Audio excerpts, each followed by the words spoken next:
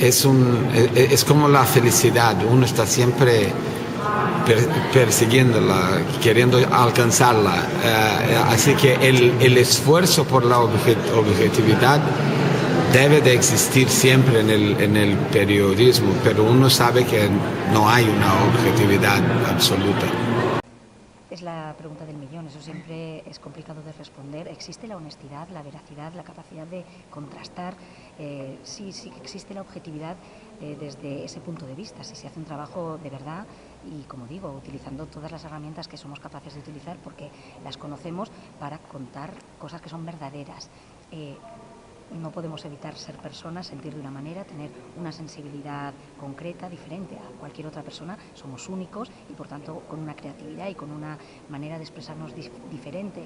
Pero desde el punto de vista de la veracidad informativa o de la veracidad del mensaje, podemos ser absolutamente objetivos, claro que sí, entendido como honestidad y verdad. Yo creo que la objetividad no es algo en estado sólido, palpable y tocable, sino un horizonte al que dirigirse. Es decir, no puedes llegar al horizonte nunca porque a medida que avanzas lo vas viendo más lejos todavía, pero sí puedes dirigirte hacia él. La objetividad en periodismo es eso. Yo, además de la objetividad, creo mucho en la idea de la honestidad. Es decir, creo que el periodista es subjetivo por definición porque es una persona, porque es un individuo, como tal tiene punto de vista. La propia selección de información implica un punto de vista, pero esa subjetividad se puede ejercer buscando la objetividad desde un punto de vista honesto. Sí, yo creo mucho en la honestidad. Lo que tiene que existir es la información, sí que tiene que ser veraz. Pues cada periodista yo creo que tiene que verlo a su manera. O sea,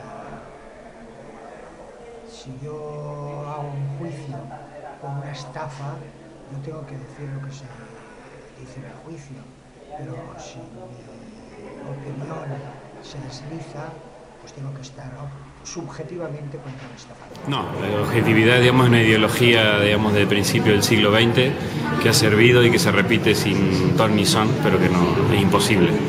Tanto epistemológicamente, psicológicamente, políticamente, digamos, de diferentes ángulos es imposible que exista. Bueno, es que existe el compromiso del rigor desde la subjetividad inherente a cada persona, ¿no? Hay que hacer un intento de ser objetivo, pero obviamente somos personas, no somos robots y tenemos siempre un punto de subjetividad, que yo lo único que pido es que esa subjetividad enriquezca el mensaje. Es la verdad, no sé si la objetividad, pero la verdad sí. La obligación de los periodistas es buscar la verdad. Y eso de que no existe la verdad es, yo creo, uno de los grandes peligros que enfrenta el periodismo. Existe la verdad de los hechos. Los hechos se verifican. Una cosa es la verdad filosófica, la verdad jurídica, eso es un tema. Pero la verdad periodística es la verdad de los hechos, indagar los hechos y verificarlos. Y darle un contexto en el que se producen. Y eso es lo que tienen que hacer los periodistas, buscar esa verdad. La objetividad es un mito, como cualquier otro mito, pues no es real y sobre todo no es alcanzable por el periodismo. El periodismo perfecto es imposible, el periodismo objetivo 100% es imposible, y la objetividad es un mito que no se cree nadie. Pero tampoco hay que abandonar por completo el espíritu periodístico de la metodología de los hechos. Porque que la objetividad no existe, pues es verdad, pero esa afirmación no nos puede valer para olvidar por completo la metodología profesional que nos define y que es lo único que garantiza que nosotros podamos informar de la realidad con algo más de calidad que pueda hacerlo cualquier otra persona, basado en el activismo, que está muy bien, o basado en la propaganda, que también es respetable, o basado en otros criterios. Entonces, ¿la objetividad existe? Pues no, pero cuidado, porque eso no nos puede abrir el campo a cualquier cosa. O sea, está claro que hay diferentes puntos de vista, pues hay interpretaciones de un mismo hecho, existe la opinión y esto se nota en el artículo, pero detrás, reconociendo esta interpretación y estos puntos de vista diferentes, está claro que al final hay una serie de hechos y tampoco se puede frivolizar con esa base de que no existe la objetividad. O sea, cuando tú estás trabajando un reportaje hay ciertos datos que puedes comprobar y eso es indiscutible y eso existe. Luego, cómo armes tú todos esos datos y a qué conclusiones llegues, ahí es donde entra la subjetividad. Pero el periodista tiene la obligación, no puede caer en la excusa de que no exista la objetividad, porque hay una serie de datos, unos hechos que existen y que son demostrables, verídicos, empíricos, y frente a esos no hay subjetividad posible. Pues eso luego lo que construyas con esos datos. Es complicado, ¿no? Supongo que sí, pero yo preferiría hablar de unos sistemas de producción que obligan a escuchar a todos y al final cada uno ve el mundo con sus ojos, pero siguiendo unas rutinas de producción consigues crear un producto que se parezca algo a la objetividad. O sea, creo en la honestidad de hacerlo siguiendo los procedimientos necesarios para llegar a algo parecido.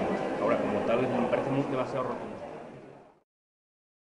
Los intereses económicos de la empresa, que cada vez son más débiles y por lo tanto cada vez están más abocados, no diría a venderse, porque eso es excesivo, sino a ceder ante las presiones publicitarias, del capital que hay en el mismo medio formativo. Yo creo que es un momento, pero no es tampoco de ahora. Yo en los 40 y pico de años que he vivido como periodista, en todas las empresas que he trabajado ha habido una presión de intereses económicos. Las empresas de comunicación están pasando por una transformación brutal, porque el modelo de negocio ha cambiado completamente con la entrada del mundo digital. Las empresas periodísticas clásicas se han convertido en empresas de telecomunicaciones y eso está produciendo un desajuste momentáneo enorme y unas consecuencias realmente muy duras para el mundo del periodismo, ¿no? O sea que sí que creo que hay una mezcla de las dos cosas. El derecho a la información, por supuesto, que sigue existiendo y se debe defender, pero lo que hay otro problema distinto, que es el problema de las empresas periodísticas, que están viviendo una transformación impresionante y que por el camino están dejando a muchísima gente cadáveres por el camino, ¿no? Estamos, yo creo, inmersos en una crisis. Venimos hablando de ella mucho tiempo, precisamente, a lo mejor fijándonos solo en lo económico, pero realmente esa es una crisis que estamos viviendo dentro de los medios de comunicación. En muchas ocasiones, por desgracia, priman otros intereses que no el derecho a la información. Lo que pasa es que aquí estamos todos implicados. La sociedad también debería demandar más de nosotros, porque al fin y al cabo, tanto los poderes públicos como los poderes fácticos, ¿no? Los medios de comunicación reflejamos un poco lo que la sociedad es y lo que está pasando en la sociedad, y también esa pérdida de valores es generalizada, pero esto no es una excusa para que nosotros no tengamos que luchar y reivindicar nuestra función como algo primordial, que controla a los poderes, que vigila, que saca las cosas como son, ¿no? Y eso deberemos recuperarlos desde una responsabilidad individual, pero también dando un toque de atención a los medios. Depende de la situación económica de cada medio y de la independencia que tengan sus periodistas sobre su propia empresa y su capacidad para decidir dónde trabaja y dónde no lo hace. Yo creo que la situación es mala, pero no tan mala como muchos doctores se piensan viendo los medios de negocio. Pues seguramente, desgraciadamente, el interés de la empresa periodística, que son medios con sus costes, con sus gastos, con sus accionistas, y prima en gran medida los intereses de las empresas periodísticas.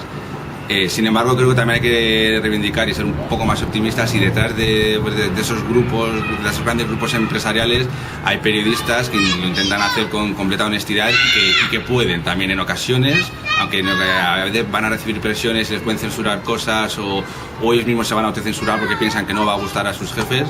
Creo que hay un margen de libertad que también hay que agarrarse a ella, y otra vez no caer en la excusa de que es que mi medio es no sé qué y no me van a dejar contarlo. Bueno, pues inténtalo. Que están ambos, ¿no? O sea, los ciudadanos pues tienen derecho a la información porque hay profesionales que hacen muy buenas cosas incluso en los peores periódicos, pero por supuesto las empresas tienen privilegian sus derechos, no el de los ciudadanos, con lo cual se combinan ambos derechos.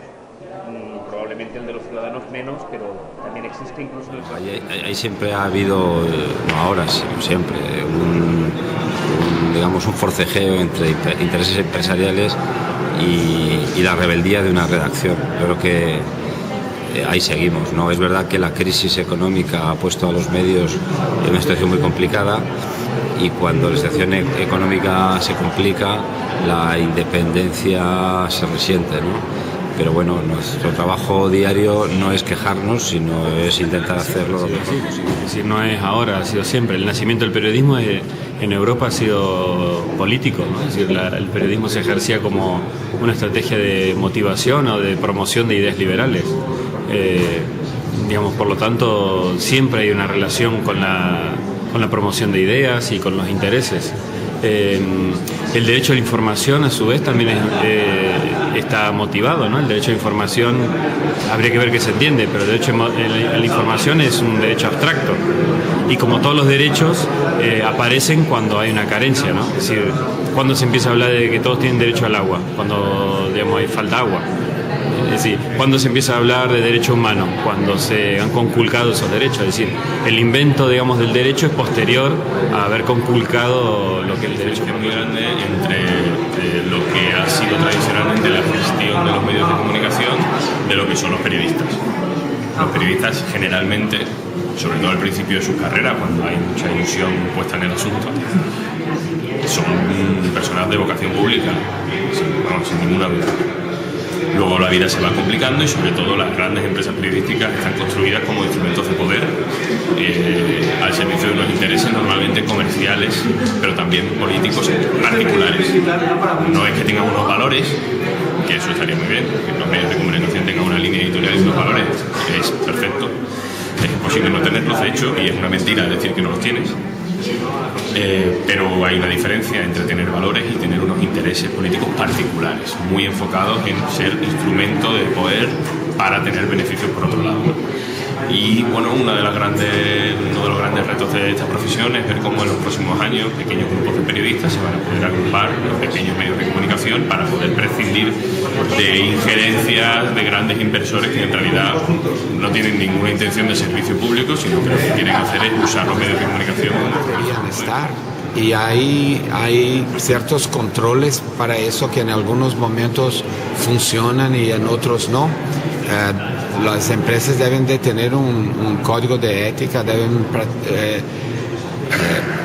trabajar dentro de una deontología que no permita que sus intereses estén por arriba de los intereses de la ciudadanía. El periodismo no es un oficio, sino una metodología. No me atrevo a definir esto en una frase ahora. El periodismo debe de ser el perro guardián de una democracia. No hay democracia sin un periodismo libre, independiente, escéptico y con una naturaleza crítica. Creo que ustedes tienen razón. El periodismo es el relato de la realidad, de los hechos, de lo que nos rodea. Es crítico y creativo, por definición. Es decir, a veces hay una idea de que crítico es indispensable. Sin rebeldía, sin crítica, no hay periodismo. Porque el que está conforme con lo que existe no necesita periodismo. Digamos, el periodismo empieza cuando te sientes desconforme, cuando estás, digamos, incómodo. Y por otro lado, la creatividad. La creatividad por el modo de hacerlo, por la narrativa que utilices, etc. Crítico por definición me parece una buena frase. Yo creo que hay una serie de normas, que el periodismo tiene unas normas, tiene unas reglas. No es como la comunicación es transmitir mensajes. El periodismo no transmite mensajes. El periodismo lo que hace es indagar hechos, ¿no?